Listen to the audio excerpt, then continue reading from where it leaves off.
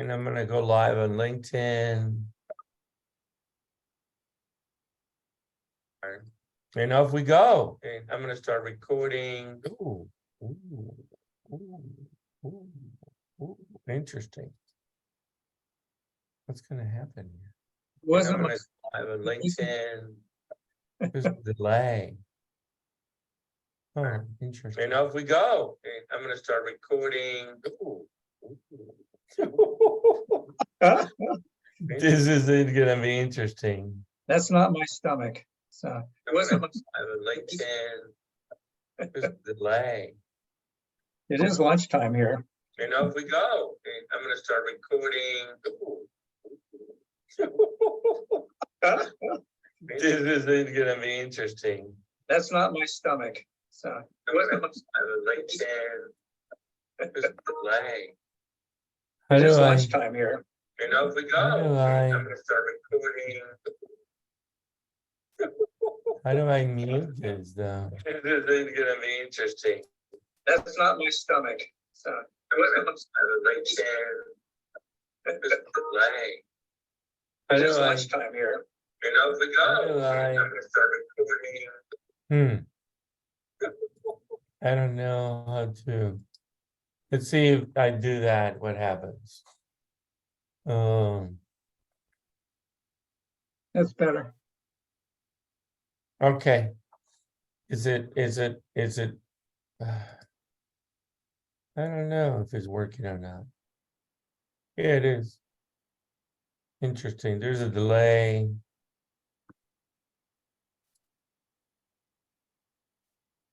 I don't know. All right, we're gonna go. We're testing something new. We're trying to broadcast live at LinkedIn and Zoom, and I don't know what's gonna happen with the LinkedIn broadcast. I think it's hung up. But before we get going on a beautiful day, August 9th, it's temperature is 99 degrees. And we have a great guest today. So, but before we get going, let's have our own John Sibley Butler play some music. I'm going down to the Greyhound station. Gonna buy a ticket to ride. I'm gonna find that lady with 2 or 3 kids and sit down by her side. Ride till the sun comes up and down, around about 2 or 3 times. Play my music on the back seat to all the people that I meet and get along with it all. Where the people say, y'all, sing a song with a friend, change the shape I'm in, get back in the game, start playing again.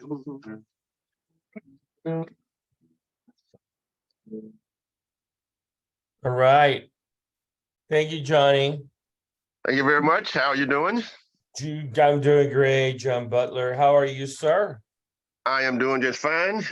Met with a lot of people, including the future Army Futures General. Have a lot of stuff going on in our corridor. I'm looking at how we're going to do transportation in the future. Looking at what the electric grid would look like in the future. Looking at everything that's needed to make America and the state of Texas a well-being society in the future in terms of our day-to-day activities. And then, of course, there is, Andreas, the war. As a Vietnam veteran, I know that they're getting, Russia is winning and they're kicking Ukraine's butt. I can just tell by everything that's going on. So we gotta deal with that. And then, of course, all of the conflicts around the world. One thing is certain about all the conflicts.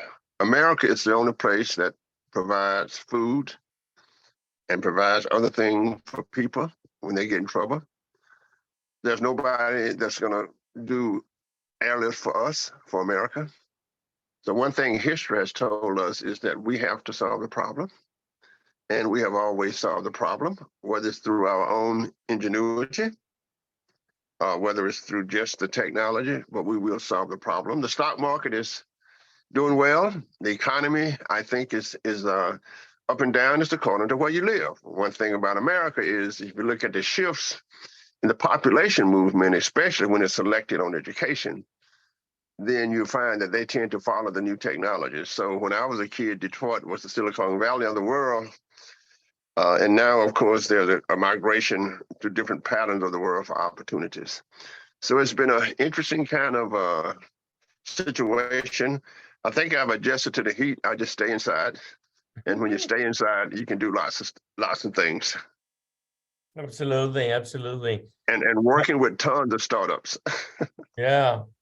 Well, our guest today, James Matter. James, how are you, sir?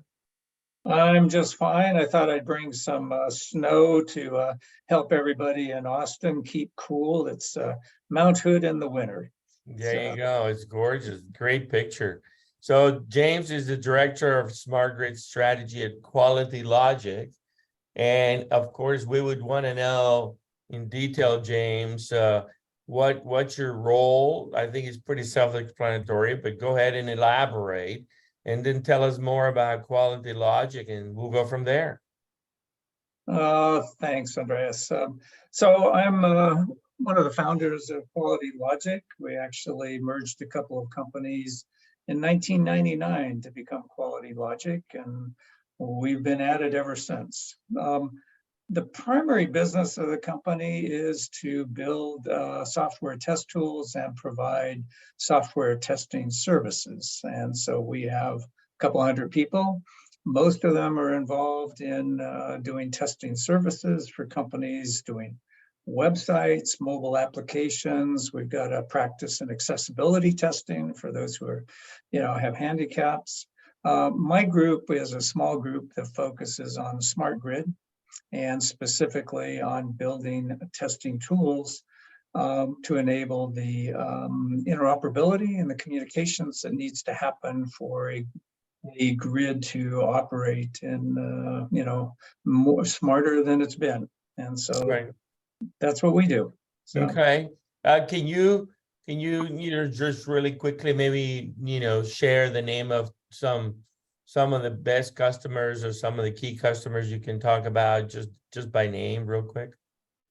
Well, start with Tesla. They have a big group that does battery storage systems around the world. They use our test tools and our training. Southern California Edison has been a long time customer. National Grid,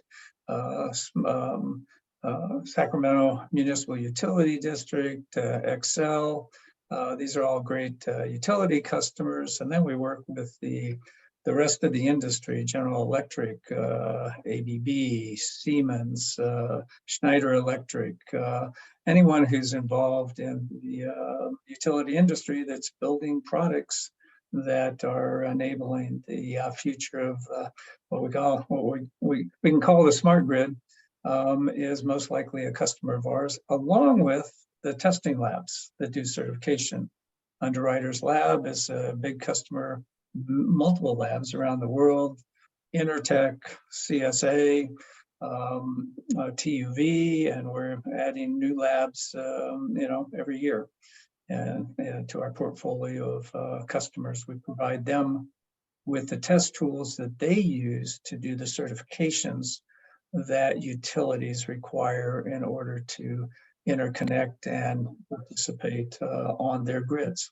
Right. Hold on, Johnny, real quick. What's your company footprint? Where are you based, or where do you have offices? And do you have anything in Texas?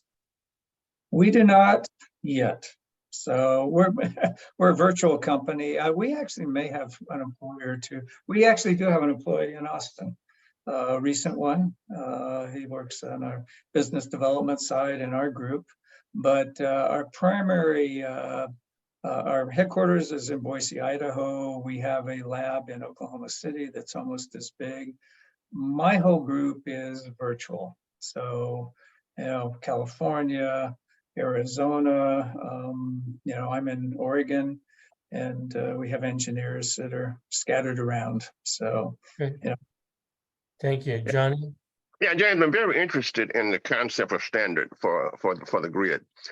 When you say that we test for standards, I know that it is regulated, but talk some about my standard as a consumer is that the lights come on. Talk some about the methodology. Talk some about the process, standardization. Does it change? The standards change? How do new technologies coming on the grid make the standards change? Just what do we mean by the University of Texas football standard? What standard for the grid? Is it just changing all of the time, or how do you interact? In other words, with the people that regulate the grid in Well, terms of the standard. as you know, the grid does not change very rapidly, right? Right. This is not a business, that's moving at lightning speed. Although I'll say the utility industry globally is moving at lightning speed in a relative sense compared to how they've evolved and changed over the last 100 years. But that lightning speed is still 5 years to get anything new done at least. And the standards and I'll just talk about the standards we focus on. So we focus on the standards that enable standardizing the communications between a utility grid operator and resources that it works with. So historically, that wasn't needed. A grid operator either generated or bought power, and their job was to make sure it was at the plugs when people plugged in to turn a light or a computer or turned on a switch. And end of discussion. There was no real need to have any kind of interaction beyond here's power, use it when you need it. If you're going to try to build a much more resilient, much smarter, more efficient grid, and then you need to start communicating with these assets, whether it's a air conditioning system or a rooftop solar system or an electric vehicle in a car. They are all affecting the stability of the grid at the feeders, and they also have the capability of helping better manage the grid. So if if you take 1 million people in Austin or something like that, and they all have air conditioning going, all you need to do is have that air conditioning go off for 5 minutes every hour, and you've really affected the peak energy curve. But in order to do that, how do you do that? You need to be able to communicate from the utility to all those resources that, hey, tonight at 5 o'clock, we got a problem. Or take solar power. California has got this duck curve that I'm sure you've talked about with some of your guests. And that duck curve comes because during the middle of the day, residential areas don't need any power. And that's when they're producing all the rooftop solar power, right? And then in the evening when they need it, wow, it goes away very, very quickly. So, if you can better manage that, and that's why storage is so important. If you can better manage that and also manage how rapidly people turn on their air conditioners or start up their laundry or whatever it is they do when they get home, and you can do that seamlessly, then you can affect the peak load, which affects the price that people have to pay, and it ensures that you don't have brownouts or blackouts. So that's our focus, is the communication standards. Now, there's two ways you can do all that communications. You can hire a company like Siemens or ABB or General Electric, and they'll say, we'll manage all of that, just buy all of our stuff and put it out there, and we'll manage everything. Or Tesla, not Tesla, but Google with their Nest thermostat does that. And that's, we call those proprietary sort of de facto standards, but they're only available to people with those particular products. Or you can have an industry standard that everybody abides by and uses.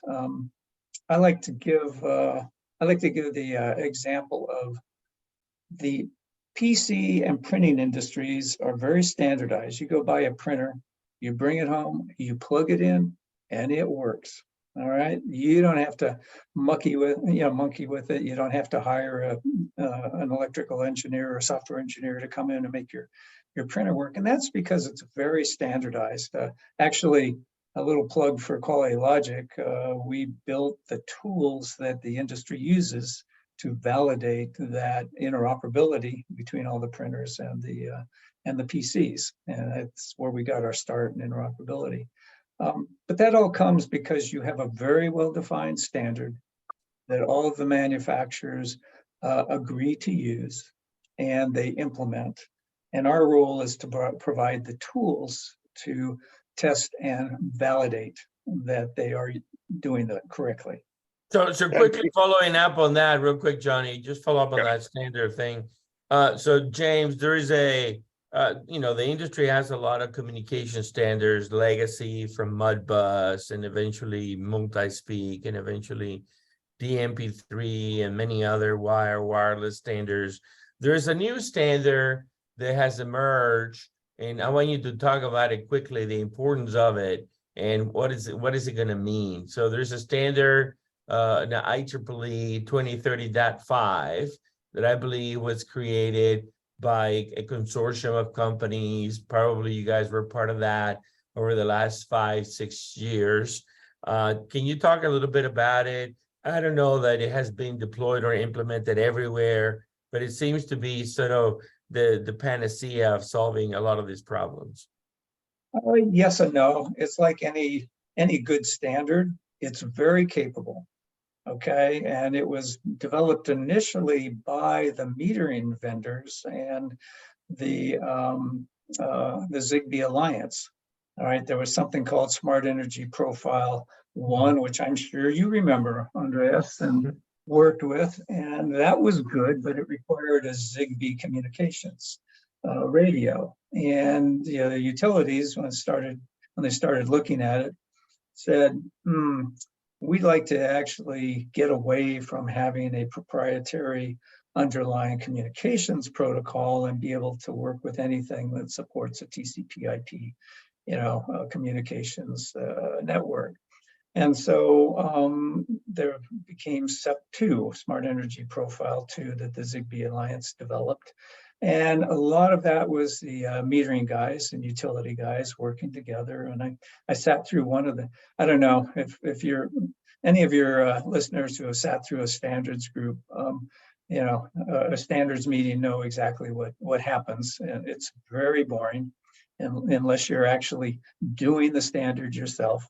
But, I sat and listened to them argue about one nit in the standard. And it became a really good modern standard, and it continues to be, and there's a backstory to it, but it ended up being an IEEE standard, which is now IEEE 2030.5. So the history was from the Zigbee Alliance. That standard floundered a while because it had all the capabilities, but until someone uses a standard, so what? There was some research done with it. We worked with some Koreans using it. We were one of the very early participants in that standard. And so I know you know that, so thank you for asking about it. But we've been developing the testing and the training for that standard since 2010, and we're the seen as world experts and resources on that. It wasn't until 2014 that the Californians were trying to figure out how best to manage smart inverters for exporting solar power onto their grid. And they needed a protocol or a standard that would allow them to communicate all the things they needed to do. And originally they were going to use something called OpenADR, which is another good standard that came out of California. But when they started looking at 23.5, and I'm going to give credit to Robbie Simpson, who was with General Electric at the time and vice chair of the working group, helped them understand that the 23.5 really had the best of all worlds for that particular application. So the Californians adopted it. It took 4 years, I think, to get to the point where it was actually a mandated requirement of the vendors. But once it became mandated, then there's 50 or 60 products that are certified and others that support it. And it is a requirement in California now. Certainly we're working with another utility in the Northeast, which is embarking on, testing whether they can use 23.5 for one of their applications.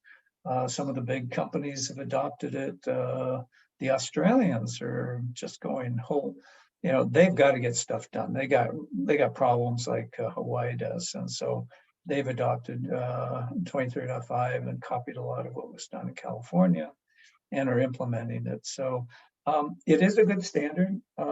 But what I'd say is that standards need an ecosystem. They need two things in this industry. One is they need a regulatory environment that requires it, because vendors without that mandate will most likely not do anything in a standardized way.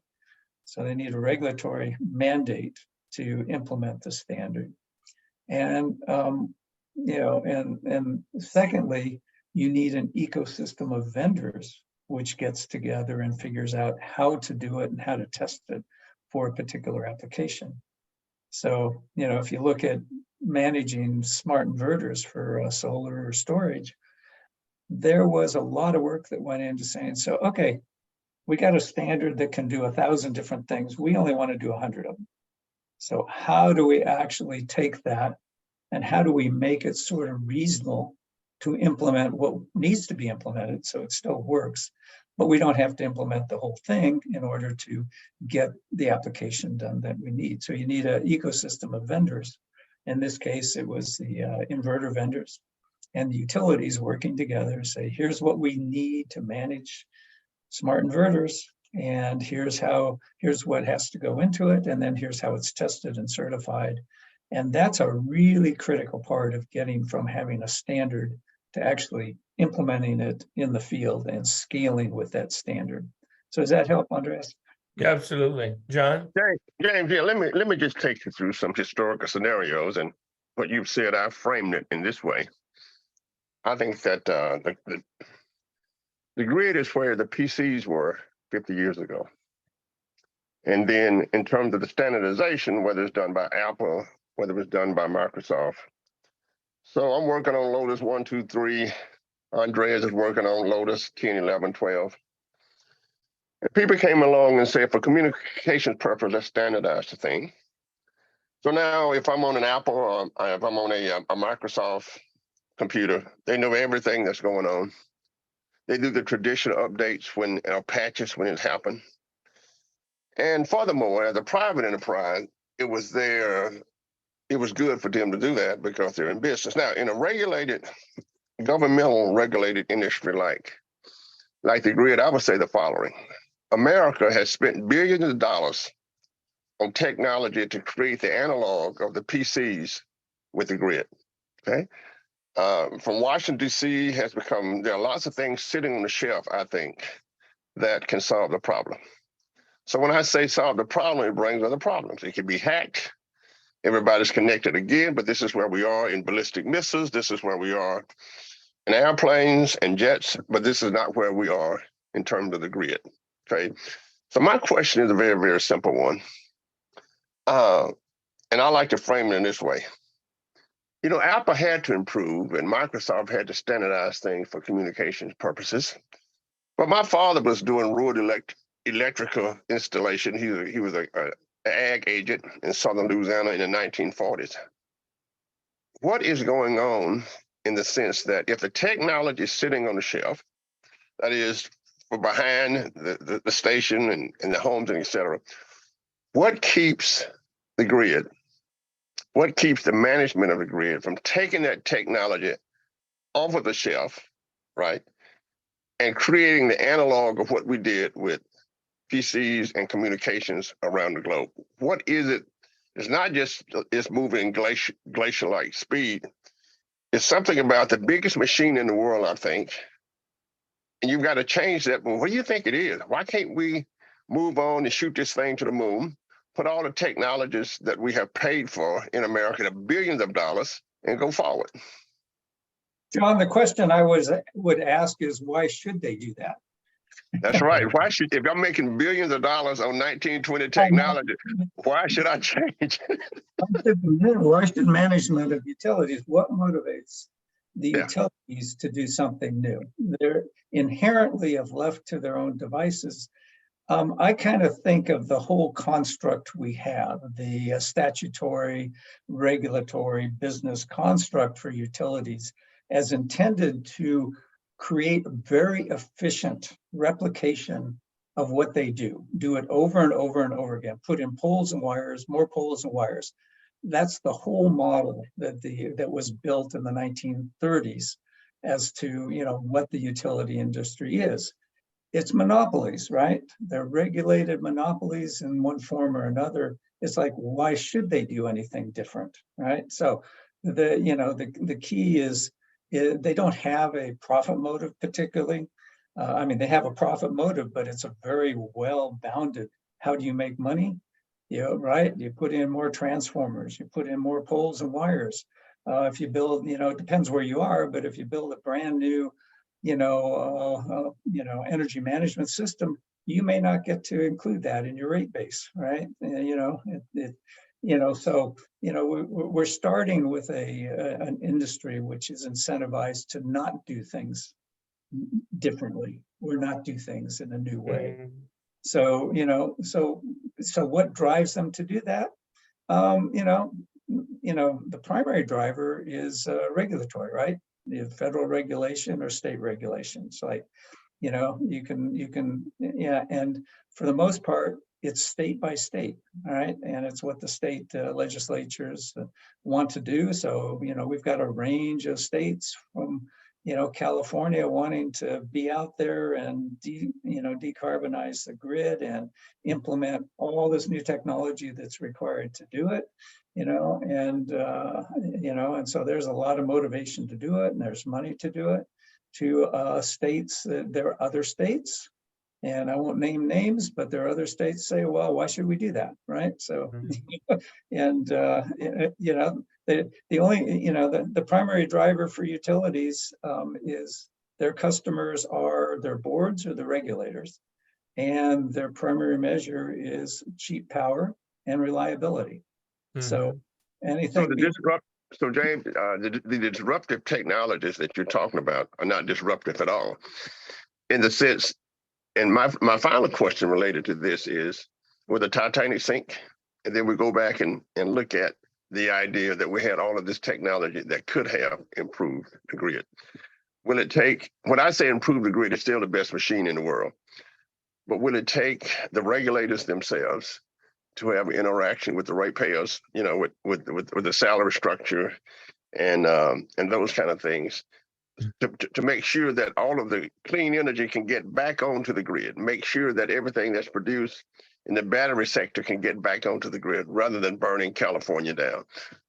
So that's my question. Will people say, well, we have the technology to do that, it's just not on the grid? Yeah, so when I first got involved with this industry, it's like 2009, I think, about the time the Recovery Act came and put a whole bunch of money into smart grid, billions of dollars. And I remember sitting in a room with, it's called the Gridwise Architecture Council, and, who's who and the grid back in 2009, 2010, and listening to them for a day or two. And after listening, I walked away and said, oh, obviously the problem is not the technology. We can do all this stuff. The problem is having the business models and the regulatory framework to do it. And that hasn't changed. And that's because we've just enshrined it, in our legal code, essentially, from the US down. Now, that said, we are making progress, obviously. And it's, a lot of it's at the state level, a lot of it's, the state of Hawaii, for instance, they got a problem they can't solve in the traditional way, right? And they also have a goal of, reducing their carbon footprint. And so in order to do that and maintain reliability and somewhat reasonable rates, which they don't have, they have to be innovative, and so they're out in the forefront. But you know, if you watch, you know, I feel for those guys because they got, you know, it's typical. You got a commission that says, well, you will do this, and they can look back at the commission and say, oh, well, tell us how, because we have no clue. And you know, and so they really struggle with it, and Yeah. you know, 'cause they're just not organized from the ground up to do it. And Andreas, you could give a whole lecture on this topic, you know, Yeah. for Well, I hours. understand. Yeah, I do understand. I just think Yeah. that California would have to be colonized again to straighten it out, but that's a whole nother issue. So I'm just saying, Well- I think that you exactly, you like that term, huh? I'm just saying you're exactly right. When you ask people to do something and the tools are there and the regulators say you can't do it, I think that's the most interesting thing in the world. But as a person sitting here in my house, I just want my lights to come on. That's right. So James, let's talk about some successes. So I'm curious your point of view, your thought. It's a customer of yours. So recently there were some significant announcements about the electrification of transportation as it relates to EV charging infrastructure, and the fact that Ford and GM, and I understand now Volkswagen, Volvo, and Mercedes and others have all signed up to partner with Tesla. So tell us about that victory lap. Well, so that's happening at the same time. Another set of vendors have said, well, we're going to build our own charging network. They announced that. And then there was another announcement from General Motors yesterday. So this is the wild, wild west. The EV world, you know, the good news is, you know, you're not dealing with a regulated world here. You're dealing Right. with companies that have a a clear profit motive. They have clear customers. They got they're really competitive. I mean, you look at all the EVs that are on the marketplace now. It's just amazing how fast that's moving. So, you know, there's two aspects to that. I've been interested in that for the last couple of years. So I've been working on what's called vehicle to grid. And it's like, you know, EPRI did a real simple back of the envelope calculation. And they looked out and they said, well, if you take a projection of the number of EVs, including trucks and buses and stuff, that are going to be out there connected to the grid to get power, by 2035, the capacity of those batteries is going to be comparable, equivalent to the total peak load of the US grid. All right, think about that for a minute. So battery capacity, now they might be able to run it for 5 minutes or an hour or something like that. But that's a lot of capacity. So there's a really compelling argument for trying to figure out how to incorporate the battery capabilities of electric vehicles into grid operations. So, you know, there's just a lot of interesting stuff going on with that. So, and the EV industry, GM just announced yesterday that all of their vehicles going forward are going to have bidirectional capabilities to support backup power for homes, for instance. You know, they watched what Ford did with the F-150, and, you know, they concluded they need to do that. Now, they're still trying to figure out exactly what that means and so on, and how that relates to grid operations. But in theory, if you have a backup power generator, even if you have no intent of exporting power to the grid, you still have to get permission of the utility to hook it up to your home, because it is potentially a exporting power resource. And, you know, if it does it inadvertently, you could have a problem. Yeah, so there's just a lot coming in this area. I just see it going like crazy. We started in the spring. We had the first V2G forum, you know, attended by 100 people, all of whom came and looked around and said, I didn't know so many people were interested in this topic, because it's been one of these sleeper topics that, you know, people have been researching and talking about for years.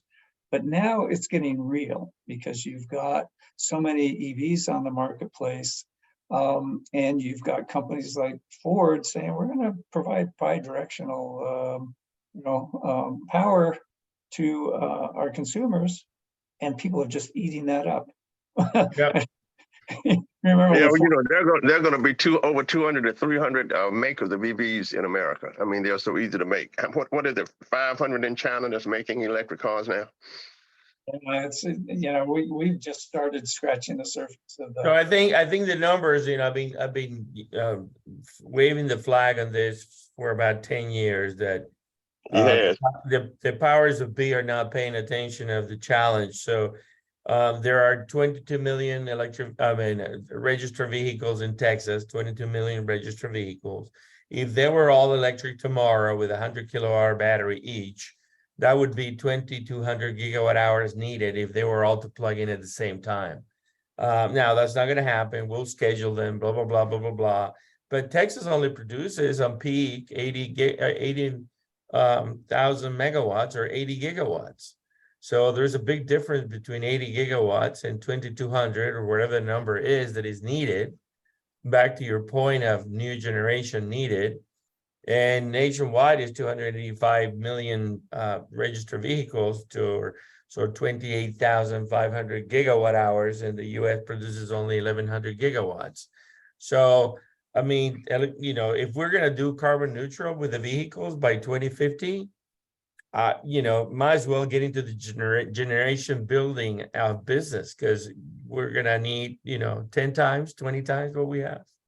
And we want to do it without using fossil fuels, right? That's right, exactly. No, in Texas, we will use fossil fuels. Louisiana will use fossil fuels. Oh, by the way, the dinosaur, that's green, isn't it? The dinosaur was an elephant, was an animal, so that makes fossil fuels green, am I right?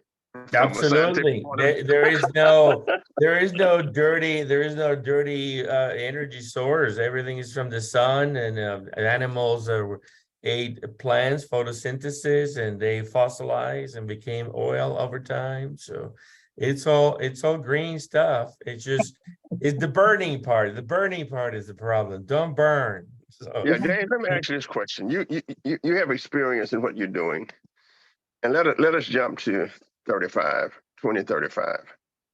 How many consultants like you will be needed? So let's say that we're switching from the horse and buggy to combustion engine. And how many people were needed to make that combustion engine go? That's as really, you look into the future, what kind of companies will we need for the movement of people in electric vehicles? Do we need more consulting firms? Do we need less? Do we need more people to operate them? To fix them, or do we need less? Will the battery just be thrown away and a car will just be, the car will not have the same purpose, because when the battery is gone, it's gone. And so the car is gone. How do you see the future for services for transportation? That's really interesting. So, John, that's just the same as asking how many lawyers will we need in 2030.5? But that's standardized. A lot of them. Be a lawyer. There you go. A whole lot of them. I don't think we need more consultants, just like we don't really need more lawyers, although in this country we do, because we like to argue so much. But to address your question, I haven't actually thought about that, and I'm sure some people have done it. What we need are people who understand how to build electric vehicles, and that's happening. So you've got Detroit is just all over electric vehicles and retraining their workforce to do that. You've got, and around Austin, you've got a really, really rapidly growing industry that's going to be supporting the whole electric transportation infrastructure.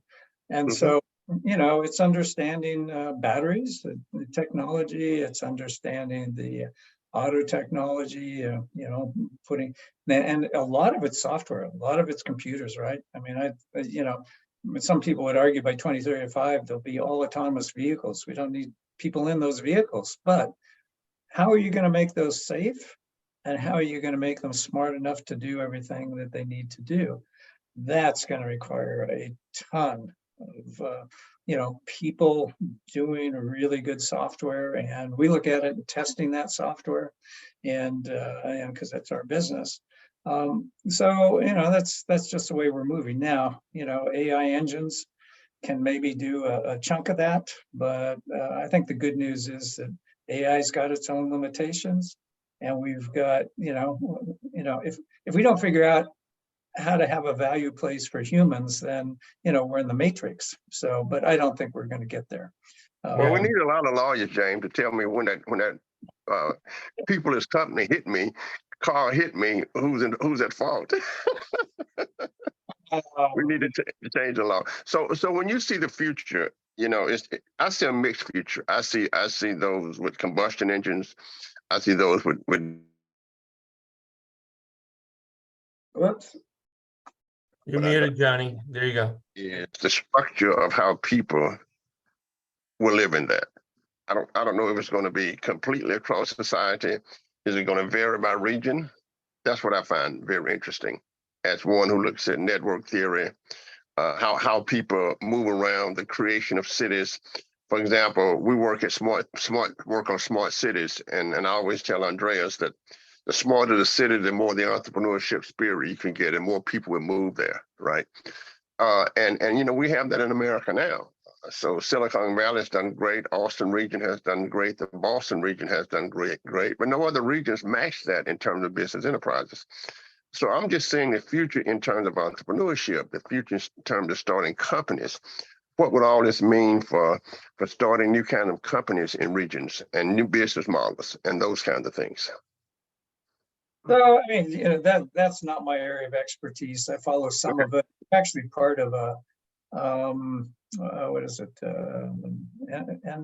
NSF, National Science Foundation, has some grants out for building ecosystems, regional ecosystems. We're actually part of that, but I'm not very read into it. I'm down in the bits and bytes of how do you communicate between a utility and a electric vehicle to have it charge at a certain time or have it discharge at a certain time. So I'm in those bits and bytes. It's a really, it's a good question to be asking, and it's kind of above my pay grade to answer it, John. So I understand, because NSF is using my articles on ecosystems to create what they're doing. But especially in California, what California has done so well, and what Texas has done so well, is to create the structures for entrepreneurs to come, without a doubt. And New York too. If you look what California has done with the movie industry and all of the trends that's done in California, everything that's been commercialized in California. So anytime I see, from my point of view, that is a movement in technologies and a movement of people, I ask a question: what would be the new enterprises that would fuel the jobs in the electrified economy, for example? Will there be more? And I think that's a question that's very interesting to me. But you're right. This is not just specialty, but it's interesting to me. I was just wondering, do you see new innovations coming out, new companies coming out, and et cetera? Yeah, you can see new charging station companies. Yeah. People building charging, every day. And, we every time we turn around, I don't know if you went to CES, but Oh yeah, every year. Yeah, well, I hadn't gone for years, and someone told me to go, and so I was able to get a room for $300 for 3 nights right next to the convention center. Nice. At one of the Hilton properties, and so I could go over and walk around and see. But I was just blown away by the number of EV companies and charging station companies that were there from all over the world, and it's just partly one of the. I give the Biden administration and Congress a lot of kudos for passing the IRA Act and putting a lot of money into the charging infrastructure. But right after that, I went to Charin is the alliance of vendors that are implementing a European standard ISO 15118 for charging infrastructure. And they have these things they call testables, which are basically plug fests to see if they can, take different charging stations and different vehicles, put them together, and will they work? And I sat in a room. It was Mercedes trucks in Portland, or Daimler trucks in Portland. And there are 300 people there, and it was like everyone was like a deer in a headlight, because it's all this money's coming at us holy shit, how are we going to get this stuff done? Excuse Yeah. my language. Come on, No, Gird. no, it's all right. James, real quick question, a bunch of fire questions, rapid fire questions. So one of my favorite vehicles, back to Ford real quick, is the F-150 Lightning. And my favorite use case is I'm gonna charge it for free at the university, and then I'm gonna drive it home and run my house from it. Do you see any issues, or do you think that we have all the testing and how we solve all the problems for that to happen? And let's say, I think there are, I don't know, a million F-150s in Texas. So let's say in 2 years, there'll be 1 million F-150 Lightnings in Texas playing with all the utilities. Do you see a problem there? Not really, primarily because you've got to have a lot more electronics than you get when you buy an F-150. You've got to have a bi-directional charging station that can take the power back. You've got to hack into your junction box and put the energy there. I mean, you basically, you're managing a grid, and the F-150 is not there yet. Now, I don't doubt that vehicles that can export power will get to the point where it's what we call grid forming inverters that can actually, start up a grid and keep it stable at 120 volt and 60 hertz. And I don't doubt that those capabilities will be coming on the vehicles, but they're more expensive to do. And the vehicle manufacturers are still learning how to just do electric vehicles, let alone the ones that can support the grid. So that's my 2 cents. Yeah, another quick question. So the distributed energy resources, there's a bunch of companies chasing that with their own distributed energy resource management system. Now, if you are a utility, when I was at Austin Energy, we kind of drove the invention of all that. DR was one of the acronyms that we invented. And we always had a challenge with the architecture that we were going to adopt if we were not going to be involved in anything on the other side of the meter, because eventually there could be thousands of DERMs using different technologies interconnected to our system. Where are the standards, or where are we in that journey? Is it going to be possible or reasonably easy?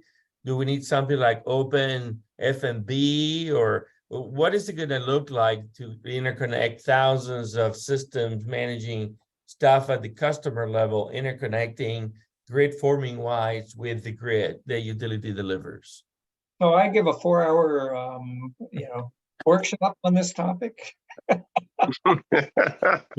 don't have 4 hours, James. We only got 12 minutes. The answer is that the industry is actually in this country done a decent job in standardizing not only the behavior of those DERs, but how you communicate with them. There's something called, that it's an IEEE standard called 1547 that is actually tested and certified by a UL standard globally.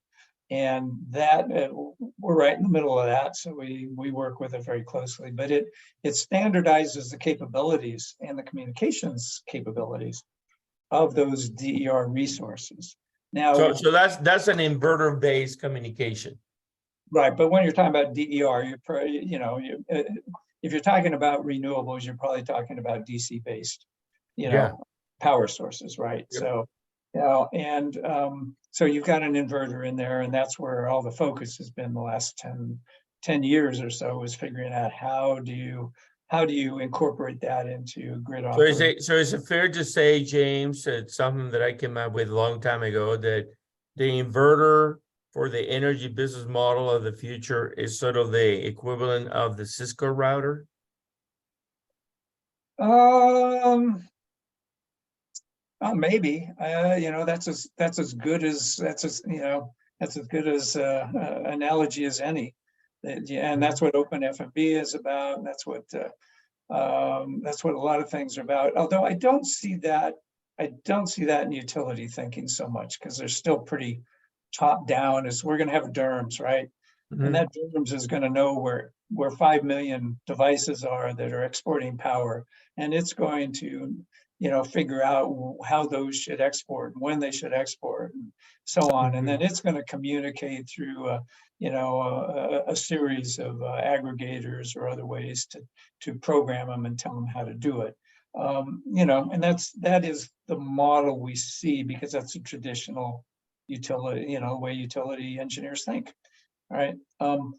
The alternative, which I don't know how it's done in Texas, California is experimenting with it, is something called transactive energy, which I got exposed to really early in my. Yeah, we've really talked about that here.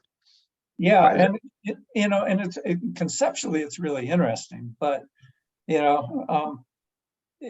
I was at Gridwise Architecture Council, I started the idea of a transactive energy conference, which has been going on annually. I think it's still going on, but I kept going to it, and it was the same speakers with the same stuff. So it's like, how do you move it from the lab, and it's a paradigm shift in how utilities operate, and that remember, James, the technology is here to do that. Yep. Hey, the technology is not the issue. The technology, which is not the issue. We know that. We've discussed that. The technology is here to do that. That's right. Yeah. So James, real quick, tell us about some of the most exciting things that you are working on right now. Kind of give us any glimpse of any cool project or anything exciting that you're working on. Well, the two things that are most interesting for us right now in our engagement with this industry are, first, the interconnection standards, the IEEE 1547. So we're working with companies all over the world, training them and helping them get certified so they can interconnect with the coming requirements that are being adopted throughout the US anyway. And that's a big driver. And so that's been really exciting. We continue to evolve our tools, and our tools are really revolutionary in the market, in the sense that all this kind of inverter testing stuff was pretty much done by hand, with somebody actually programming the inverter. So because of the requirement to standardize the communications to those inverters, which never existed before, we now manage that, and we manage all the equipment around the inverters to really help automate the whole process. So and that's been very successful globally. So that's one. The second area we're working on is electric vehicles. I personally started observing all the headaches that were going on. Right now you got a 30% chance if you're driving a Ford Mach-E or something. You go to you're driving along a highway, you need a charge, and you go and plug it in, you got a 30% chance of not succeeding. Right? Wow. And that is, that's not acceptable, right? I mean, if you had to go to 4 gas stations in order to get the gas you needed in a ICE, you'd be pretty unhappy as a customer. And so interoperability is a big problem, and there's a whole bunch behind that. But so we looked at it. There are a bunch of people that build conformance test tools that are being used for that. There are a bunch of reasons for it, but we looked at it and said, why don't we build some tools, which we know how to do, to help identify and isolate the problems? Why doesn't a charging session happen? So we can just, basically a trace of all the messages going back. We can analyze it and say, here's what we think the problem is. And so we're, right now, just getting to the point of a beta release, and we've been socializing it with the industry for the last year or so, and we might even patent it. We're thinking about it because it's very interesting technology. And the reason we want to do this is, if we don't have a reliable charging infrastructure, how the hell are we going to have a good vehicle-to-grid infrastructure? Right. That's the one that's standardized, as we talked about earlier. We got to have that standardized so that wherever I am, if I'm in Lukenbach, Texas, I can get charged. If I'm in Austin, Texas, I can get charged. It's not the standards, it's the implementation of them so they work. Right. And that's a big difference. Yeah, exactly. I got you. So tell us about you know, we kind of talked a little bit about regulatory being an issue, but are there any significant roadblocks to our success of this two-way power flow, you know, zero carbon, renewable energy, inverter-based synchronization of the grid, 60 hertz, grid forming? Are there any major impediments that you see? It depends on the time frame you're looking at.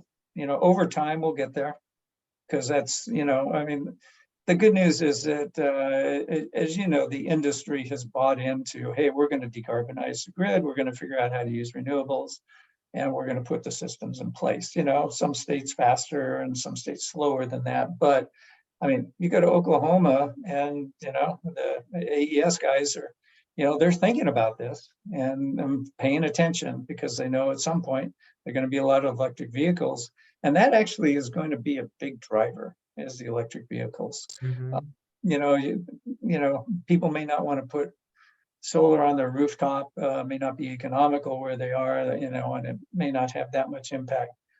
But electric vehicles seem to be coming, and I don't care where you are, you know, and it's just the manufacturers are going to supply them. They're cheaper to operate than gas-powered cars, and, you know, yeah, it's just going to be compelling. But that, in my view, is a real driver for utility change, because it's now you got to figure out, so how do I manage the charging, and how can I take advantage of those vehicles as grid resources? So. Sure. Johnny? I like, yeah, certainly the idea of management of resources is the basic fundamentals of industry, right? Whether it's General Motors in 1920 or now. Yeah. And I think for the first time in America, we have a management of something that's very, very different. And when I say it's very, very different, it's different in the regulatory aspect. Can you imagine all of the air traffic controllers having different kinds of signals and those kind of things? But on the other hand, James, that's what makes it exciting, and that's what makes your operation so exciting. You always have a challenge. The electric grid might be moving very, very slowly, but you have to move very, very fast. You know, if we had a, you know, if we could start from scratch today, I don't think we designed the regulatory structure the way we have it, but Yeah. it's what we have. And so, you know, we have to do the best we can with it and live with it, and you know, and just work it. It's expensive, but it's you know, it is the way we get things done. So And we've all learned our lessons. You know, in Texas, I like to say we thought that ERCOT was something that came out of a refrigerator until we started having our snow outs and hot ice. But it's not quite at the very, very center of the political processes yet, but it's moving there.